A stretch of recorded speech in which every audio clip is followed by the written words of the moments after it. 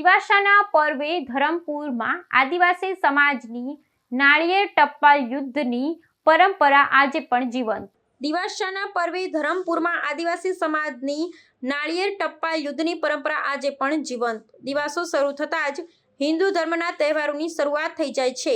દિવાસાથી દિવાળી અને દેવ દિવાળી સુધી અનેક તહેવારોમાં વિવિધ સમાજની અનેક ભાતીકળ સંસ્કૃતિ અને પરંપરા જોવા મળે છે।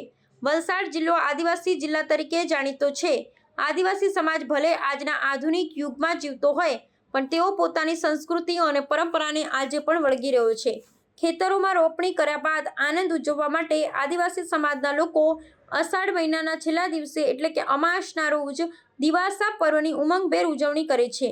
બહુધા વસ્તી ધરાવતા ધરમપુર તાલુકામાં આદિવાસી સમાજ પોતાની પ્રાચીન સંસ્કૃતિની ઝાંખી કરાવતો નાળિયેર ટપ્પાનો રમોત્સવ આ દિવસે રમે છે, જે આજના સમયમાં લોકો માટે આકર્ષણનું કેન્દ્રરૂપ છે। શ્રાવણ માસ શરૂ થવાના આગલા દિવસે દિવાસાની અનેકવિધ રીતે ઉજવણી કરવામાં આવે છે। ધરમપુરમાં આ દિવસે ખેલાતા ટપ્પા રમોત્સવને ટપ્પા યુદ્ધ તરીકે પણ ઓળખવામાં આવે છે। દિવાસાની ઉજવણી કરવા માટે ધરમપુરના સમડી ચોક ખાતે કીડિયારું હુપરાયું હોય એમ આદિવાસી સમાજના યુવાનો અને વડીલો ઉમટી પડ્યા હતા। 2 દિવસ સુધી દિવાસાની ધામધૂમપૂર્વક ઉજવણી થાય છે। આ 2 દિવસ ધરમપુરના બજારમાં જ્યાં જુઓ ત્યાં નારિયેળ જ જોવા મળે છે। આ ટપ્પા યુદ્ધ અંગે માલનપાડાના ઠાકોરભાઈ ગરાસિયા કહે છે કે હું 12 વર્ષનો હતો ત્યારથી આ રમત રમવા બજારમાં આવું છું। આજે મારા 63 વર્ષ થયા છે। આદિવાસી સમાજ માટે દિવાસો ખૂબ જ મહત્વનો તહેવાર છે। લોકો શોખ માટે આ રમત રમે છે। આ રમતમાં 2 લોકો ભાગ લે છે, જેમાં એક વ્યક્તિ પોતાનું નારિયેળ હાથમાં પકડી રાખે છે અને બીજો વ્યક્તિ પોતાના નારિયેળ વડે સામેવાળાના નારિયેળ ઉપર ટપ્પો મારે છે। જેનું નારિયેળ ફૂટી જાય તે સ્પર્ધક હારી જાય છે અને તેનું નારિયેળ વિજેતાને આપી દે છે। આ સમયે અન્ય લોકો બંને પક્ષને જીતાડવા માટે ઉત્સાહ વધારે છે। કાકડકુવા ગામના પ્રેમાભાઈ સિંહ ચૌધરી જણાવે છે કે આદિવાસી સમાજમાં એવી લોકવાયકા છે કે આ ટપ્પા રમતમાં આત્મીયતાનો ભાવ રહેલો છે।